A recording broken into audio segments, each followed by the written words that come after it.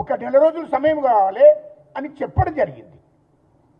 దానికి బీఆర్ఎస్ వెనుకుండి కార్మికులను తప్పుదో పట్టిస్తున్నారు. దయచేసి కార్మికులారా, మీకు కూడా తెలుసు, మీ ఆర్టీసీ సంస్థకు అందరికీ కూడా తెలుసు, కార్మికులందరికీ కూడా తెలుసు, గత కేసీఆర్ ప్రభుత్వం మీ మీద ఎంత ఉక్కుపాదం మోపి ఎంత అణిసివేసిందో మీ అందరికీ కూడా తెలుసు. వాళ్ళు తప్పుదో పట్టేయడానికి ప్రయత్నం చేస్తున్నాడు. ఈ ప్రభుత్వం కాంగ్రెస్ ప్రభుత్వం మీది, మీకు ఇచ్చినటువంటి హామీలు కానీ మీకు ఇచ్చినటువంటి హక్కులను, మీకున్న హక్కులను కానీ ఖచ్చితంగా నెరవేర్చేది కాంగ్రెస్ ప్రభుత్వము. దయచేసి మీరు ఆలోచన చెయ్యండి.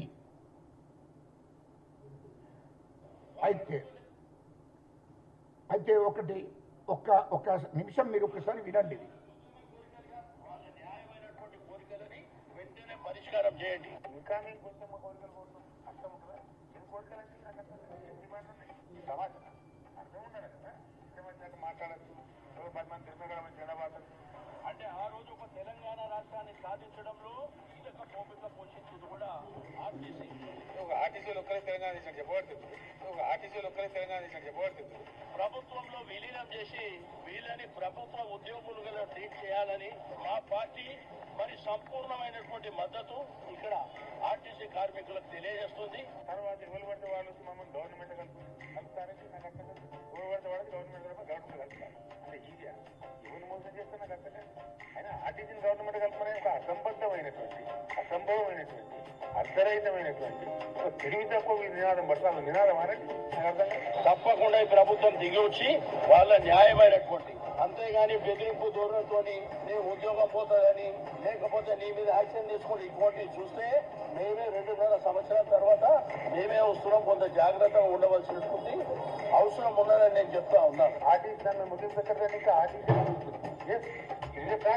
ముందుగా తప్పదు, ఎప్పుడు కాపాడాడు అయిపోయింది. వాళ్ళు పరిగీసి ఎక్కడ వరకు కొట్లాడితే మేము అక్కడ వరకు కొట్లాడడానికి సిద్ధంగా ఉన్నాం. ఇది ఒకటి. ఇంకొకటి మీరు దయచేసి, ఎందుకంటే మీరు వినండి, కేసీఆర్ గారు స్వయంగా మాట్లాడింది.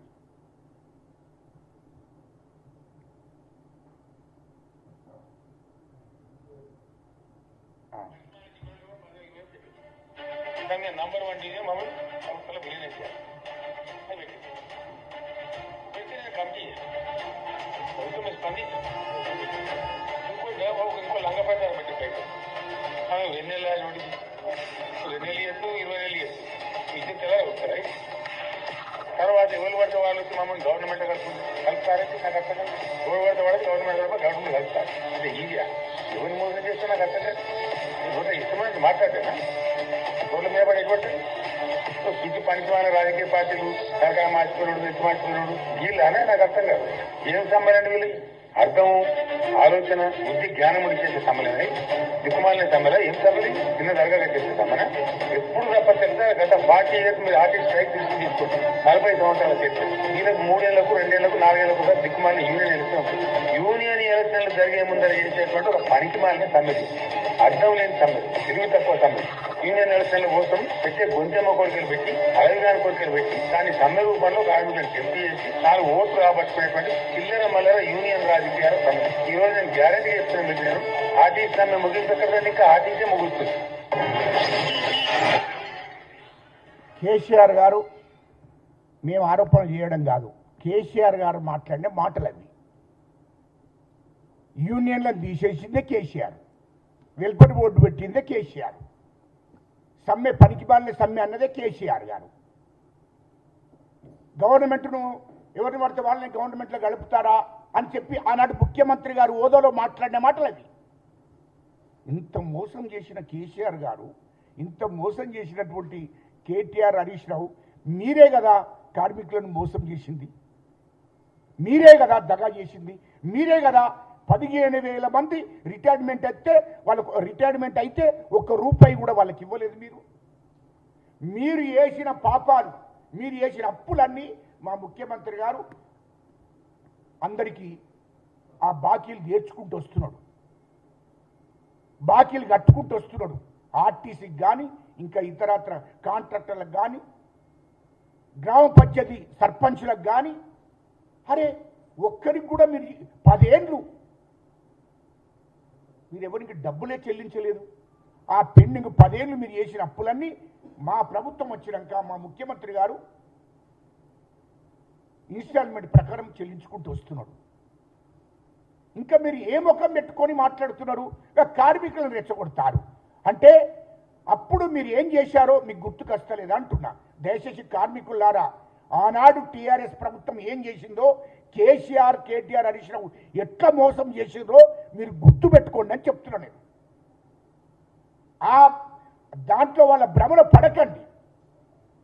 ఇది గవర్నమెంట్ మీది, ఇది ప్రజాస్వామ్యం ఉన్న ప్రభుత్వం. ముఖ్యమంత్రి గారు ఖచ్చితంగా మీకు ఇచ్చిన హామీలన్నీ అమలు చేస్తాడు. ముఖ్యమంత్రి గారి మీద నమ్మకం పెట్టుకోండి, కాంగ్రెస్ ప్రభుత్వం మీద నమ్మకం పెట్టుకోండి. దయచేసి చెప్తున్నాం, ఎందుకంటే సమయం అది కాదు. మీరు ఆలోచన చెయ్యండి. మీకు అన్ని రకాలుగా స్వేచ్ఛ ఇచ్చిండు మా ముఖ్యమంత్రి గారు, మా ప్రభుత్వం. మీరు ఆలోచన చెయ్యండి అని చెప్పి ఈ సందర్భంగా మీకు తెలియజేస్తున్నాను. మీకు దయచేసి నేను ఒక తెలంగాణ ఉద్యమకారునిగా, మరి కాంగ్రెస్ పార్టీ జనరల్ సెక్రటరీగా మా ప్రభుత్వం తరఫున మీకు రిక్వెస్ట్ చేస్తున్నాం. దయచేసి ఆ యొక్క కేసీఆర్ ద్వారా, కేటీఆర్ ద్వారా, హరీష్ రావు ద్వారా భ్రమలో పడకండి. మీకు ఖచ్చితంగా ప్రభుత్వమే మీకు సహకరిస్తుందని ఈ సందర్భంగా తెలియజేస్తూ, ఇక రెండో విషయం,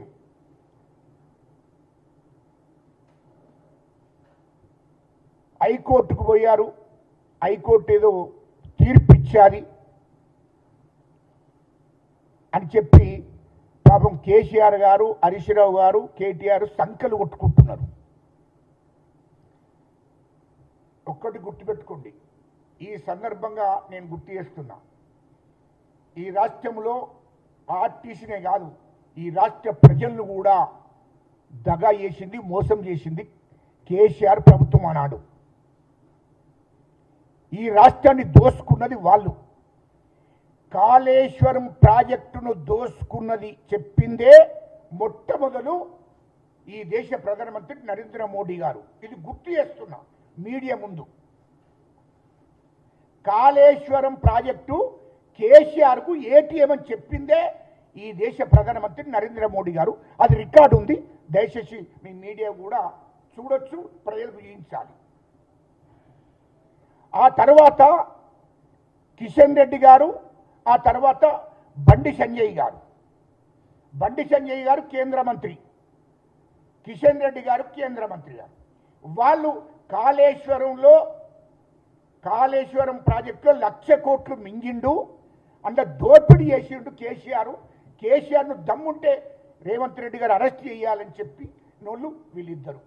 అంతకు ముందు కూడా 2023 కన్నా ముందు బండి సంజయ్ గారు ఎంపీగా ఉండి ఎన్నోసార్లు మాట్లాడాడు, పార్టీ అధ్యక్షుడిగా ఉండి మాట్లాడాడు.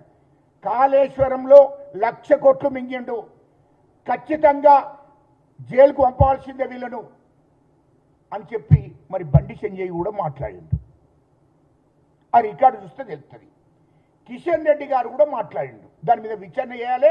ఖచ్చితంగా దోపిడీ జరిగింది, కాళేశ్వరం ప్రాజెక్టు 1,00,000 కోట్లు మింగిండని కిషన్ రెడ్డి గారు, బండి సంజయ్ గారు కేంద్ర మంత్రులు, వీళ్ళు బీజేపీ.